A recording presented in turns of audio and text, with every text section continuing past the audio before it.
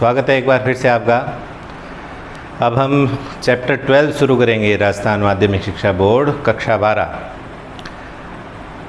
यही जो टॉपिक है वो एनसीईआरटी की 11वीं कक्षा में भी 12वें चैप्टर में 12वां चैप्टर एनसीईआरटी की 11वीं कक्षा में है मिनरल न्यूट्रिएंट्स या खनिज पोषक। उसके अंतर्गत ये नाइट्रोजन चक्र का टॉपिक है, जबकि राजस्थान माध्यमिक शिक्षा बोर्ड की 12वीं कक्षा की बायोलॉजी में अलग से चैप्टर है नाइट्रोजन चक्र का, और संयोग से उस चैप्टर का नंबर भी 12 है। प्रकृति में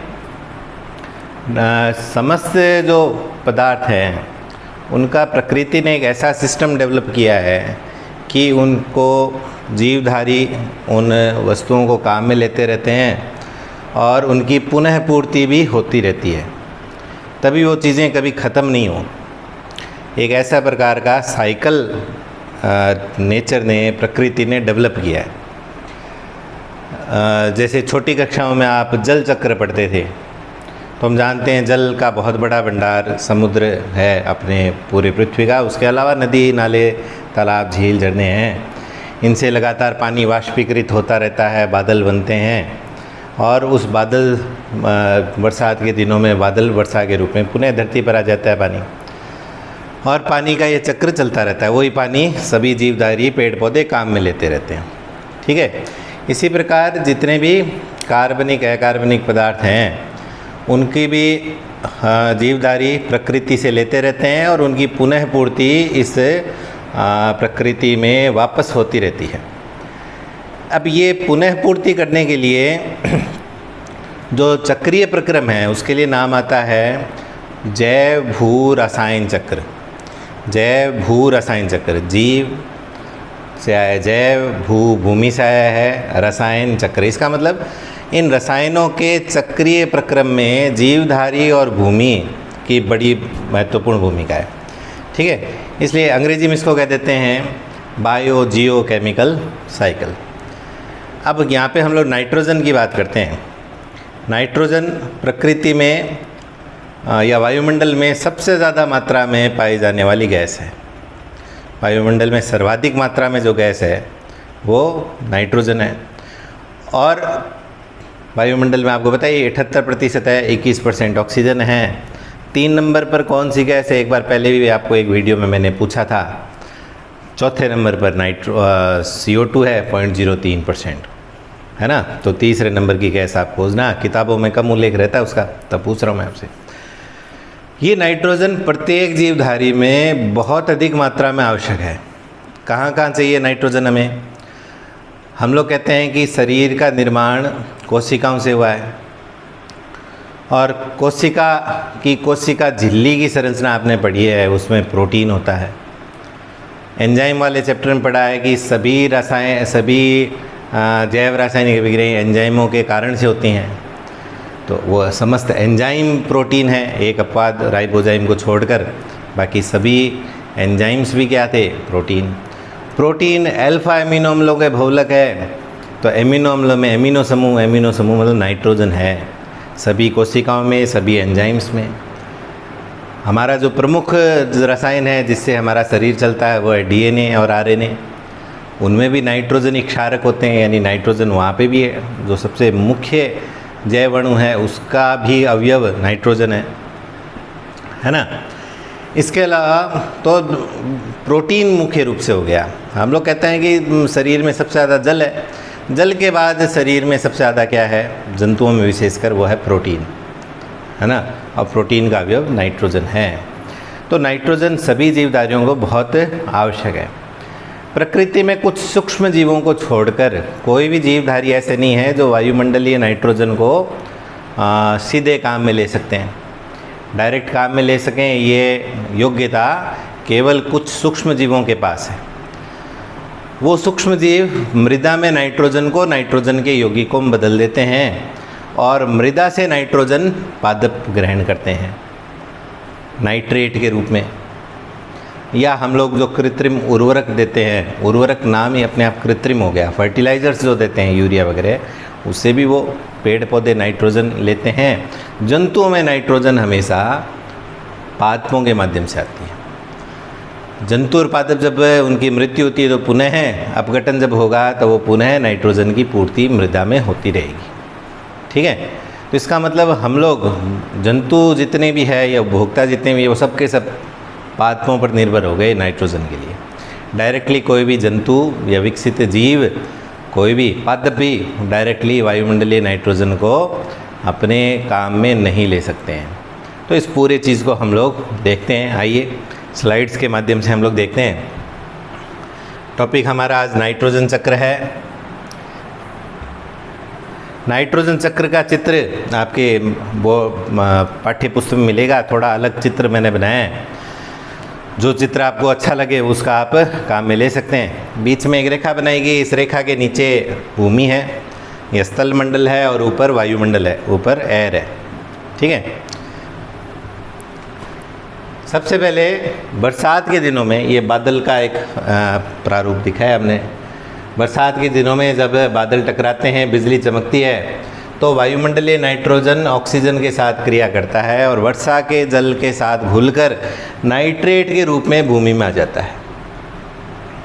नाइट्रेट के रूप में भूमि में आ जाता है।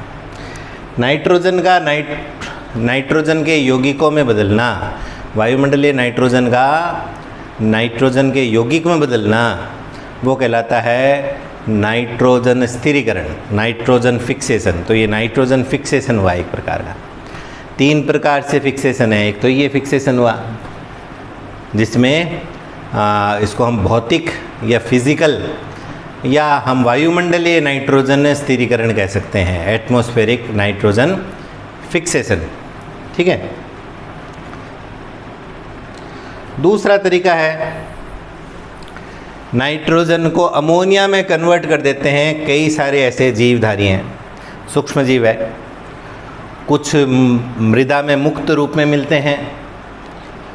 उनमें भी हम लोग क्लासीफाई करेंगे कि वो बैक्टीरिया जो हैं जो नाइट्रोजन को अमोनिया में बदल देते हैं, उनमें से कई वायवीय श्वसन करने वाले बैक्टीरिया है, कई अवायवीय श्वसन करने वाले बैक्टीरिया है, कुछ सहजीवी प्रकृति के बैक्टीरिया हैं। ये जैविक नाइट्रोजन स्थिरीकरण हुआ। इसके अलावा फैक्ट्रियों में, उद्योगों में वायुमंडलीय नाइट्रोजन को हाइड्रोजन के साथ में क्रिया करवा के अमोनिया में कन्वर्ट करते हैं, वो भी इधर आ गया। तो ये हो गया औद्योगिक नाइट्रोजन स्थिरीकरण और जैविक नाइट्रोजन स्थिरीकरण, 2 चीज़ हो गया। और ये वाला हुआ वायुमंडलीय नाइट्रोजन स्थिरीकरण। यहाँ पे हम लोग लिख भी सकते हैं इन बातों को। ठीक है, बाद में लिखेंगे हम। और पहले लिखना चाहें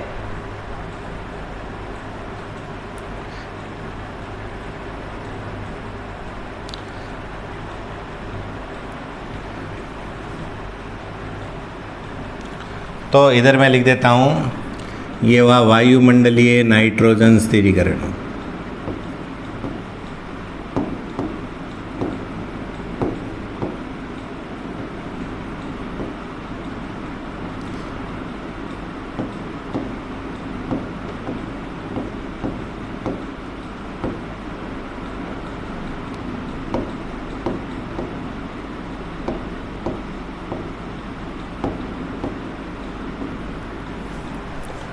और ये हुआ औद्योगिक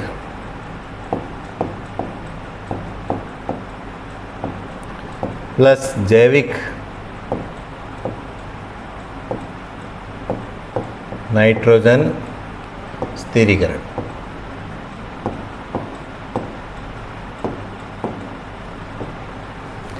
इन दोनों माध्यम से नाइट्रोजन वायुमंडल में आ जाती है, भूमि में आ जाती है। ठीक है, पादप लेकिन नाइट्रोजन को नाइट्रेट के रूप में ग्रहण करते हैं, नाइट्रेट के रूप में ग्रहण करते हैं, अमोनिया के रूप में ग्रहण नहीं करते हैं। ये अमोनिया को नाइट्रेट में कन्वर्ट करके ग्रहण करेंगे। तो पादपों में आगे, पादपों के लिए उत्पादक लिखा है क्योंकि प्रकृति में समस्त भोजन वगैरह की आपूर्ति इनको ही करनी है, इसलिए ये उत्पादक हो गए। पादपों से उपभोक्ताओं यानी जंतु वगैरह इनमें आ गए, नाइट्रोजन, अन्य चीज़ें भी आती है उनमें नाइट्रोजन भी इनके अंदर गया। फिर एक दिन मृत्यु अवश्यंभावी है ना।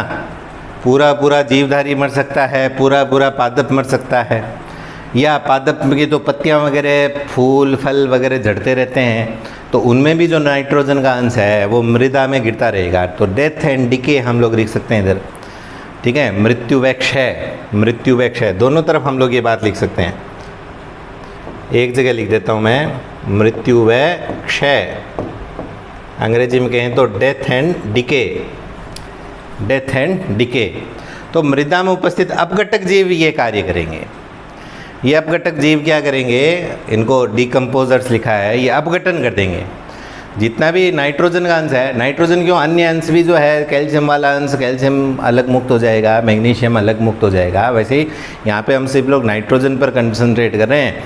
तो जितने भी नाइट्रोजन युक्त यौगिक थे उनमें नाइट्रोजन वाला अंश जो है वो अमोनिया में कन्वर्ट हो जाएगा, वो अमोनिया में कन्वर्ट हो जाएगा। ऐसे बैक्टीरिया को, ऐसे अपघटकों को बोलते हैं पुट्रीफाइंग बैक्टीरिया, पुट्रीफाइंग बैक्टीरिया इसको बोलते हैं, ठीक है। इसका एक प्रसिद्ध उदाहरण है बेसिलस रेमोसस, बेसिलस रेमोसस इसका एक प्रसिद्ध उदाहरण है, ठीक है। तो यहाँ पे मैं लिखता हूँ बेसिलस का से बे लिख दिया और आगे लिखता हूँ रेमोसस, बेसिलस रेमोसस, ठीक है। वैज्ञानिक नाम है इसलिए इनको आज से लिखते समय अंडरलाइन करना ज़रूरी है। अब ये अमोनिया जो है, जो जैविक और औद्योगिक नाइट्रोजन स्थिरीकरण द्वारा आई अथवा पादप जंतुओं के मृत या जो अलग वे पादप अंग हैं उनके अपघटन से प्राप्त हुआ, वो अमोनिया नाइट्रेट में कन्वर्ट होगी। इसका ऑक्सीकरण होगा नाइट्रेट में, सीधा नहीं होता है, पहले नाइट्राइट बनती है और फिर उसके बाद में नाइट्राइट कन्वर्ट होती है नाइट्रेट में, ऑक्सीकरण। ये कार्य भी मृदा में उपस्थित बैक्टीरिया करते हैं, मृदा में उपस्थित बैक्टीरिया करते हैं, ठीक है। अमोनिया को नाइट्राइट में बदलने वाला एक बैक्टीरिया है नाइट्रोसोमोनास,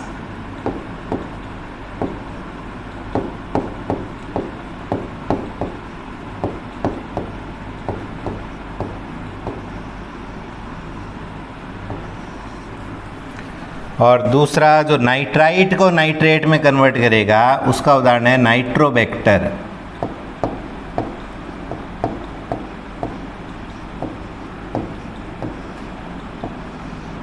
नाइट्रोबैक्टर। नाइट्राइट को नाइट्रेट में कन्वर्ट करने वाला नाइट्रोबैक्टर, अमोनिया को नाइट्राइट में कन्वर्ट करने वाला नाइट्रोसोमोनास। ये बैक्टीरिया क्या करते हैं कि इनका जब ऑक्सीकरण करते हैं अमोनिया का नाइट्राइट में, नाइट्राइट का नाइट्रेट में, तो उस ऑक्सीकरण के फलस्वरूप उत्पन्न ऊर्जा को एटीपी के रूप में संचित कर लेते हैं और अपना जीवन यापन उस ऊर्जा की सहायता से करते हैं। तो प्रकृति में ये भी स्वयपोषी जीवधारियों के अंतर्गत आते हैं। स्वयपोषी जीवधारी प्रकृति में दो प्रकार के होते हैं, प्रकाश संश्लेषी और रसायन संश्लेषी। प्रकाश संश्लेषण के बारे में हमने पढ़ लिया, ये रसायन संश्लेषी बैक्टीरिया के उदाहरण हैं जो रसायनों के संश्लेषण के दौरान मुक्त हुई ऊर्जा को एटीपी के रूप में संचित करते हैं, ठीक है। तो अपना भोजन एक प्रकार से या अपनी ऊर्जा की आपूर्ति स्वयं कर रहे हैं, स्वपोषी हैं ये, और रसायन संश्लेषी कहलाते हैं, कीमो ऑटोट्रॉप्स कहलाते हैं, कीमो ऑटोट्रॉप्स, ठीक है। तो ये फिर से नाइट्रेट पादपों में जाएगी, पादपों से उपभोक्ताओं में या जंतुओं में, और फिर उसके बाद में मृत्यु व उसके कारण से ये अपघटक जीव उसको वापस अमोनिया बदलते रहेंगे। ये चक्र चलता रहता है। पूरा नाइट्रोजन चक्र पूर्ण कब होगा, जब ये नाइट्रेट पुनः वायुमंडल में जाएगी नाइट्रोजन के रूप में। नहीं तो वायुमंडल की नाइट्रोजन तो कम होती जा रही है ना। तो ये कार्य करना, ये जैसे नाइट्रोजन स्थिरीकरण था और अमोनिया का नाइट्रेट में कन्वर्ट होना नाइट्रीकरण था, यह जो प्रक्रिया है वो जो नाइट्रेट को नाइट्रोजन में कन्वर्ट करता है उसके लिए हम शब्द देंगे विनाइट्रीकरण, विनाइट्रीकरण। और विनाइट्रीकरण करने वाले जो जीव हैं उनको कहेंगे विनाइट्रीकारी जीवाणु या बैक्टीरिया, ठीक है, ये जो प्रोसेस है इसका नाम हो गया विनाइट्रीकरण।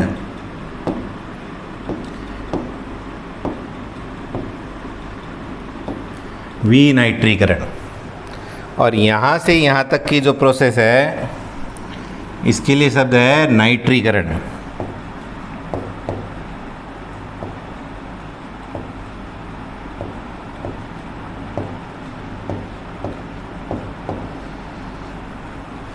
ठीक है, विनाइट्रीकरण के दो उदाहरण हैं। एक का नाम है सूडोमोनास, जो विनाइट्रीकरण करने वाले बैक्टीरिया है, और एक का नाम है थियोबैसिलस। इस थियोबैसिलस का गत वर्ष नीट के पेपर में इसका नाम है, प्रश्न पूछा गया।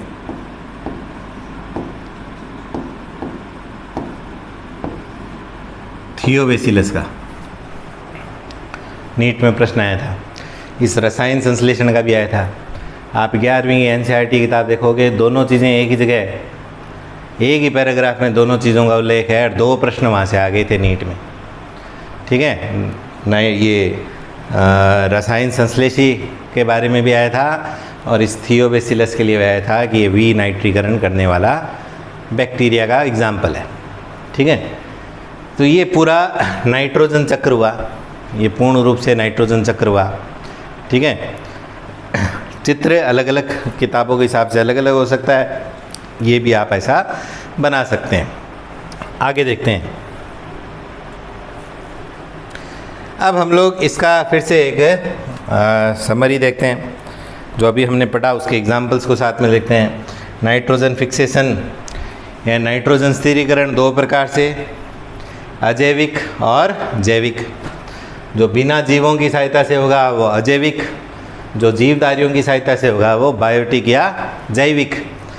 अजैविक के अंतर्गत फिर से 2, एक हमने देखा वो बिजली चमक रही थी वो, जिसको हम कहेंगे वायुमंडलीय, एटमॉस्फेरिक, और दूसरा फैक्ट्रियों में, इंडस्ट्रियल। ठीक है, अब इस एटमॉस्फेरिक में चलते हैं कि एटमॉस्फेरिक में अभिक्रियाएं कौन कौन सी होगी। मैंने सिर्फ ऊपर लिखा था जब बिजली चमकी थी वो, तब N2+ O2+ रेन वाटर और ऐसे करके नाइट्रेट लिख दिया था। पहले जब बिजली कड़कती है तब नाइट्रोजन ऑक्सीजन से क्रिया करके नाइट्रिक ऑक्साइड बनाते हैं, नाइट्रिक ऑक्साइड NO।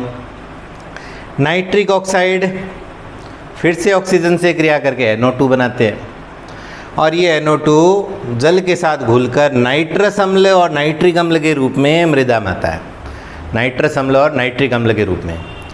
ठीक है, और अम्ल आपको पता है हाइड्रोजन आयन देते हैं, तो हाइड्रोजन आयन अलग और NO3- अलग, तब हमने सीधा नाइट्रेट लिखा था वहाँ पे। वो नाइट्रेट मृदा में उपस्थित अन्य किसी धनायन के साथ में रासायनिक अभिक्रिया कर भी सकता है। ठीक है, और ये जो नाइट्रस अम्ल का नाइट्राइट है, इसका ऑक्सीकरण नाइट्रेट में हो जाएगा। तो कुल मिलाकर ये भी किस में कन्वर्ट हो जाएगा, नाइट्रेट में। ठीक है, ये अभिक्रियाएं हैं वायुमंडलीय नाइट्रोजन स्थिरीकरण।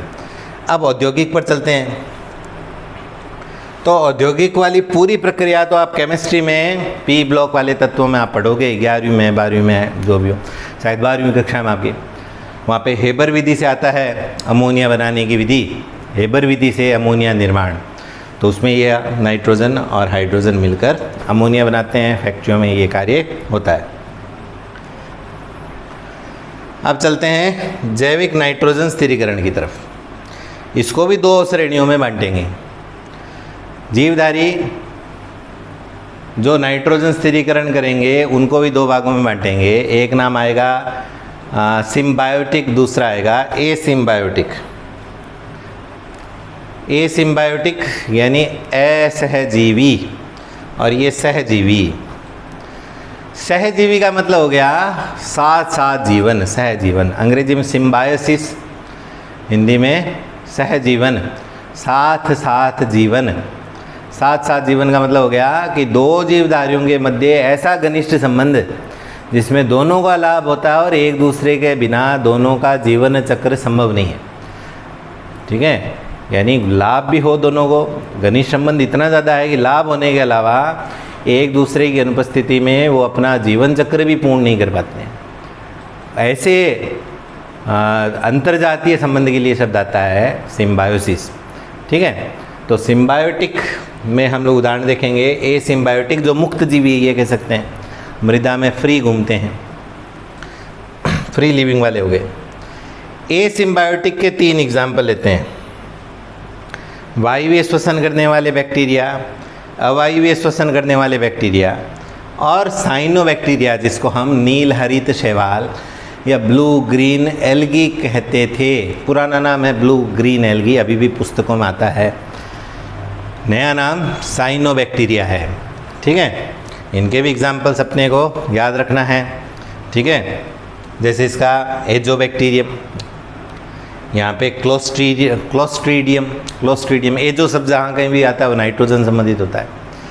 और साइनोबैक्टीरिया आप लोगों को याद होगा नोस्टोक एनाबिना, और आपने ये भी 11वीं कक्षा में देखा है। इनमें एक विशेष कोशिका होती है जिसको हेटेरोसिस्ट कहते हैं। वो हेटेरोसिस्ट नाइट्रोजन स्थिरीकरण का कार्य करने में काम आती है। ठीक है, ये मुक्त जीवी वे। फिर सिम्बायोटिक में चलते हैं, उसको भी 2। ये जो सहजीवन करने वाले जो बैक्टीरिया है वो प्राय उन पादपों में गांठें बनाते हैं। उन गांठों को अंग्रेजी में कहेंगे नोड्यूल्स, अंग्रेजी में नोड्यूल्स कहेंगे। तो गांठें या तो जड़ों में होगी या तने पर होगी, इसलिए रूट नोड्यूल और स्टेम नोड्यूल। रूट नोड्यूल तो बहुत फेमस उदाहरण आपको पता ही है, राइजोबियम जो लेग्यूमिनेसी, फिर से पुराना नाम है लेग्यूमिनेसी, नया नाम फेबेसी कुल के पादपों में, या लेग्यूम प्लांट्स कह सकते हैं। लेग्यूमिनेसी नाम अब प्रचलन में नहीं है, नया नाम फेबेसी कुल, फेबेसी फैमिली के पादप, जिनमें पुराना नाम जिनमें लेग्यूमिनेसी के अंतर्गत उपकुल पेपिलियोनेटी उपकुल था। ठीक है, तो हम फेबेसी याद रखेंगे। फेबेसी कुल के पादप जिनको हम लेग्यूम प्लांट्स भी बोलते हैं। लेग्यूम का शाब्दिक अर्थ उनके फल से है, जिनको हम आम बोलचाल में फलीदार पादप कहेंगे। जिन जिन पादपों में फलियां लगती हैं, चाहे वो मटर हो, ग्वार हो, मोठ हो, मूंग हो, खेजड़ी हो, कीकर में भी फलियां लगती है ना। तो ये सब उसके अंतर्गत आते हैं और उनकी जड़ों में गांठें राइजोबियम और ब्रेडी राइजोबियम की जातियां बनाती हैं। इसकी पूरी प्रक्रिया अगले वीडियो में हम लोग देखेंगे कि किस प्रकार ये गांठें बनाते हैं।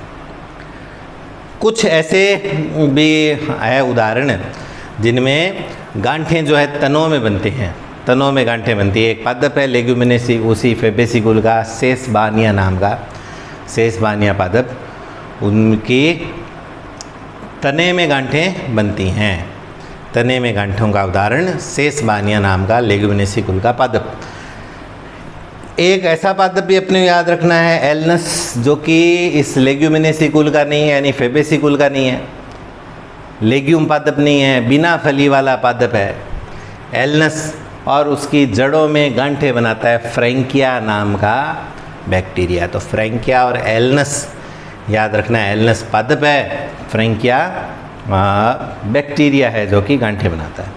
ठीक है, ये पूरा अपना नाइट्रोजन स्थिरीकरण का हुआ। इनके कुछ एग्जाम्पल आपको चित्र के द्वारा मैं दिखाता हूँ आपको। ये मटर का पादप और इनकी जड़ों में गांठें दिख रही है आपको, इधर छोटी छोटी गांठें दिख रही है। ये नहीं, ये तो उसके बीज पत्र का भाग है, यहाँ दिख रही है छोटी छोटी गांठें। ठीक है,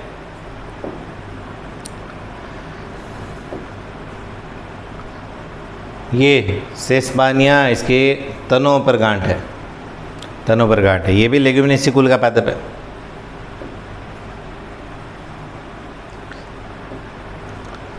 ये एलनस जो लेग्यूम पादप नहीं है, और फ्रैंकिया इसमें तनों में जड़ में गांठें बनाता है, एलनस। और एक टेरिडोफाइट का आपको उदाहरण देते हैं, एजोला। एजोला एक टेरिडोफाइट है, उसमें ये नोस्टॉक और एनाबिना, विशेष रूप से नोस्टॉक, इनके अंदर पाई जाती हैं। और इस एजोला का व्यापक उत्पादन अपने पास में बीकानेर में कृषि विश्वविद्यालय, वहाँ पे भी किया जाता है। किसानों को ये जैव उर्वरक के रूप में उपलब्ध करवाया जाता है, विशेषकर चावल के खेतों में बहुत ज़्यादा उपयोगी है। क्योंकि ये जो टेरिडोफाइट है एजोला, यह पानी में बहुत तेज़ी से पनपती है और इसके अंतर्गत ये जैव उर्वरक के रूप में ये नॉस्टॉक इसके अंतर्गत पाया जाता है, जो चावल के खेतों में बहुत ज़्यादा उपयोगी होता है, नाइट्रोजन की मात्रा को बढ़ा देता है। चावल के खेत आपको पता ही है पानी से भरे हुए रहना आवश्यक है, ठीक है। तो ये नाइट्रोजन चक्र का ये चैप्टर का आधा पोर्शन पूर्ण हो गया। अगले वीडियो में हम इस चैप्टर को पूर्ण कर देंगे। बहुत बहुत धन्यवाद।